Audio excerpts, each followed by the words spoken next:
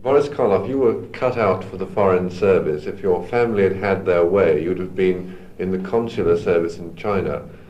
But this wasn't quite what you wanted. You went off to Canada and appeared in Rep, and from there you worked your way into films, many films, and a long time you weren't in films, you were doing many odd jobs. But in 1931, you landed the part of the monster in the film Frankenstein.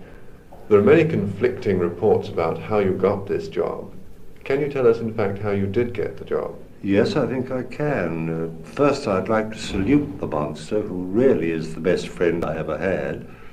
He changed the whole course of my life, because up to that time I was just a struggling, unknown actor, and no reason why that shouldn't go on. Well, it happened. I was working in the film at Universal, and I was in the commissary for lunch.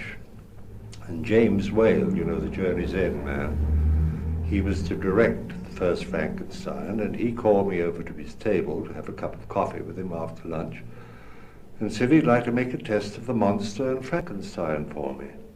I was delighted at the thought of another job, but I must say my feelings were a little bit hurt, because I had on my best suit and I thought, rather a saucy, straight makeup, and all he could think of was the monster. However, a job was a job. You said that that was the beginning of everything for you. Yes, it was indeed, because I was under contract to Universal, and the film was a great success, and in effect, I haven't stopped working since. 4 years after that first Frankenstein film, we had The Bride of Frankenstein, and a few years after that, The Son of Frankenstein. You'll observe it's all in extremely proper order. Of course, yeah.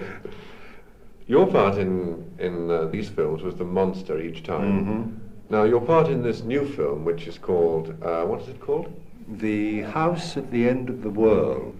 Your part in this film is the first real Gothic monster character for nearly 30 years, I believe. Yes, I suppose it is, when you come to think of it. I've played mad scientists and crazy doctors and all sorts of strange things. But this is the first time, as you say, in over 30 years, that at the end of the film, at least, I turned into a genuine handmade monster. How does it feel after all these years to be a monster again? I think it's wonderful. I think it's amazing that in my time of life I'm still working, and I enjoy it very much. How old are you, in fact? I was 77 last year in November.